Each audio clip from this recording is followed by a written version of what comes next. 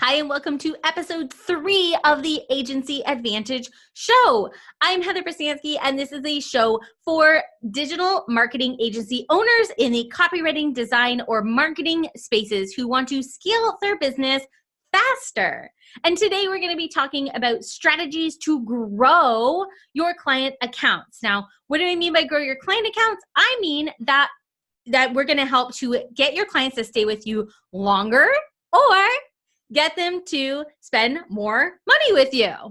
And of course, we're only going to do that if it's mutually beneficial for them and for you. But I've got 3 really solid tips for you. So let's dive right into today's show with the update for the week.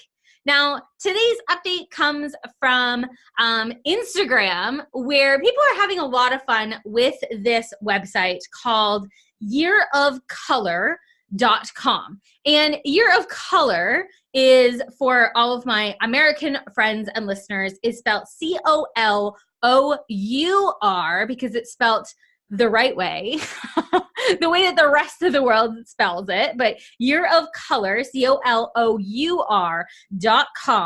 And what this app does is it analyzes the different colors that you have been using on your feed. What I find really interesting is from a branding perspective, that you could use this inside of your agency if you're doing design or if you're doing marketing, especially in the social media realm, to really determine whether or not a client's social media feed is on brand when it comes to the visual component.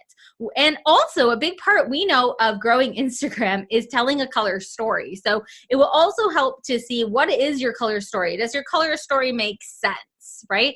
And kind of grow from there. So we thought that was a really cool tool. Head on over to yearofcolor.com. This is not sponsored. It is not, we don't receive anything for you going there. Just thought it was a really cool tool and wanted to share it with you so that you can check out some of the branding presences and do a little bit of a fun exercise, but also a deep dive branding exercise with your clients.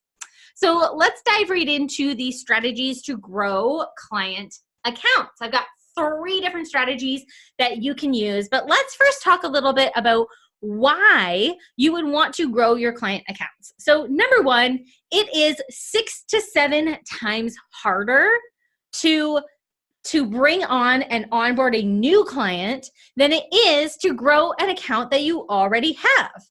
Inside of the digital marketing world, especially let's say if you're doing social media ads, the average client only stays with an agency for about 3 months time. And that is abysmal, okay?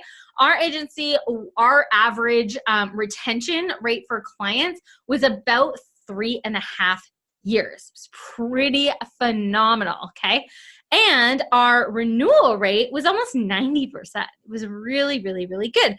So we want to get you to that point. We want to get you to the point where clients are staying with you long-term because they see the value in what you do. You're not just helping them through an initial product push or a launch or something like that, but you're staying on, you're helping them with their business in a longer-term sense. And maybe they're spending a little bit more during those push periods, but they're still really connecting with you and you're able to help them on a long-term basis. So strategy number 1 is to book recurring meetings with the clients to review results. And how often those should happen really depends on the length of the agreement with the client themselves. So if you are under a 12-month agreement to do their marketing, then you might book every month to meet in with them. But if it's just a 3-month engagement, then it might be every couple of weeks, because we want to make sure that we're in front of them and we're really showing them that momentum and those results. It is not enough to just send them an analytics report.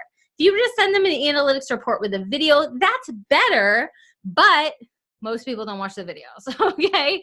And we know that from experience. We've tried it in the past. And a lot of people, they just don't watch the videos, or we as marketers, we speak in a different language than most people. And so we're talking about these numbers and we're excited about them. We think that they're awesome.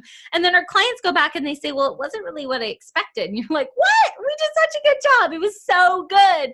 But a lot of times they're just not on the same page because we have failed to communicate with them each and every step along the way. So book recurring meetings to review results. And of course, you as the business owner should not be doing that. You should be training your account manager to be doing that, so that they're going ahead and doing that all the way throughout the client relationship. The next step is that every 6 months, so this is strategy number 2 to help you grow client accounts, is about every 6 months or maybe every quarter. Again, it's going to depend on how frequently you engage, you keep your engagements with your clients, or how long your different contractual obligations are. But let's just say every 3 to 6 months, review client goals with them. So go back and review not just their marketing goals, okay? That's something that you're always on top of. But you want to actually review their business goals, because people's business goals and their lifestyle goals, those things change up frequently. And if we aren't shifting the plan to help and support them in those areas, then they're going to come up with roadblocks and objectives that it's going to be like getting shot in the face, right? It's going to be like, whoa, where did that come out of? That just came out of left field. And so we want to make sure that we are on top of the client's goals, we're on top of their lifestyle goals, we're on top of their new objectives, and we are able to shift our strategy as that shifts with them. Now, my third strategy to help you grow client accounts is to be more social with your clients. So I want you to actually attempt, and again, not you as the business owner, unless you're a freelancer, okay? But not you as the business owner, but whomever is selling to this account or servicing this account should attempt to become friends with that particular person. Now, I'm going to use the term friends lightly. We don't want them seeing like all the baby pics and all the dog pics and all the drunk party pics and like all that stuff. Of course, we still want to keep that little bit of professionalism and a little bit of that mystique. However, let's think about this for a moment. How many times have you run into a client who has said, you know, I have a really great relationship with my current agency, or my ex, my friend, my brother, my whatever does this type of work, and so I would go with them. They automatically default to the people that they feel closest to. And if that's you, guess what? They're going to have a really hard time leaving you, and they're going to be a lot more willing to work with you if your agency goes through a bit of a blip. We know that results sometimes, because of algorithms, because of just changes in consumer behavior, that your results are going to be a bit of a roller coaster. They're going to go up and down and up and down, and that it's a constant flux and constantly having to get creative. And what we don't want to happen is for them to get frustrated every single time that we're on that slight downward trajectory before we get back up. We need them to cooperate with us, and we need them to have faith in us. And it's really hard for them to do that if we don't have a good relationship. So being more social with your clients, a lot of people will just kind of connect with them on LinkedIn. And let me just tell you that if you are my friend in real life, we're not connected on LinkedIn. Oh, maybe we are, but we're certainly not talking to each other on LinkedIn. And so I want you to actually connect with them on a platform that makes sense. And I want you to connect with them in a way that makes sense for you. So if you're somebody who likes to text people all the time, just text them. Hey, you know, I don't know if you saw this is going on in your local area. I thought it'd be really cool for you. You don't have to invite them to go with you, right? That's just taking it to the next level. But you can definitely let them know about things that are happening. Or you can create conversations with them, or you can tag them in things along the way. So let's just say you were in their office and they mentioned that they're a hunter, and then you saw an article about something about hunting. And I don't know why I choose hunting, because I know nothing about hunting. But let's just say that you saw an article or a really new piece of gear around hunting, tag them in it, right? That's it. Now, the way that you can keep it separate from your personal stuff on social media is you can create a separate friends list. Do not create a separate profile, because that goes against the terms and conditions of most social media sites. However, on a lot of platforms, you can create separate friends lists. So when you post, you can post to everyone except the people in that particular friends list. So you can post to everyone except for your business contacts. And that way, it's only going to show up to your friends, your family, the people that you want to see that content, but it's not going to show up to your business contacts. And that helps to keep your business life and professional life a little bit separate. Now, our chaser today, I am super stoked to show you guys this.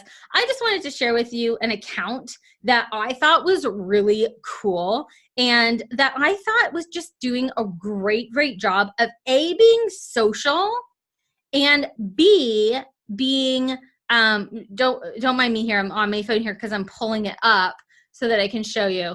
So A, being really social, and B, being really great at branding in a way that forces a lot of engagement. It doesn't force engagement, but it gets a lot of engagement, okay?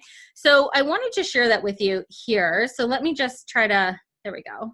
I'm gonna try to screen share this with you. For those of you who are watching instead of listening, I'm gonna try to screen share. So if you are listening instead of watching, head on over to Instagram. And the Instagram account is at Syatt Fitness, SYATT Fitness. And I'm going to share my screen here with you for anybody who is, there we go, on the block here. So if you're looking, you can kind of see this. And this is a fitness trainer. He is actually Gary Vaynerchuk's fitness trainer. So those of you guys in the marketing space, you probably know who Gary Vee is.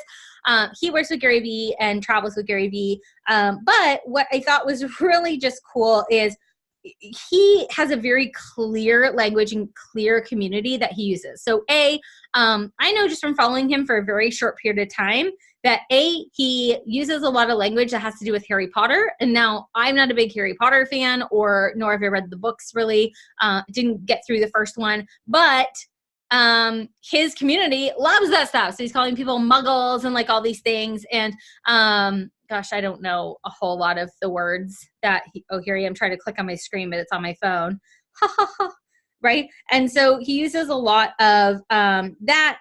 And I'm just trying to find a good example of that. So he says words like any hoodle and, things like that in his branding. The other thing that he does a lot inside of his branding that I thought was really cool, that I thought that you could learn from as an agency, no matter what it is that you do, he uses a lot of visuals like this that says less of and more of, or he does like check mark and X, right? So he has things like, let's see, try to find one here, something like this. So this has a big X. It's like how not to do this exercise. And then a check mark. Here's how to do the exercise. And I thought that was really, really neat. When I see this in my feed, I always stop and I watch these and I'm like, oh, that's really cool. I'm actually working on some leg strength after some really bad injuries over the last few years. I went through a couple of years of barely being able to walk and gain a bunch of weight and really lost a lot of leg strength. And we're back in the gym right now doing a lot of it. So I find this super interesting. But even if you don't, you can find a lot within his profile here that you can learn from.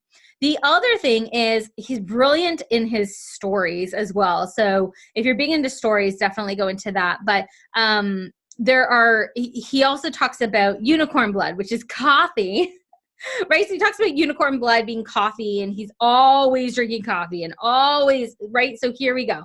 Happy Thursday. I've only had 27 cups of unicorn magic coffee this morning. I'm feeling calm and zen and magical AF, right? And then he gets into the 6 tips that he has around fitness myths. So just think it was a brilliant account when it comes to branding and from a personal branding exercise for any of you guys who are working with clients in the personal branding space.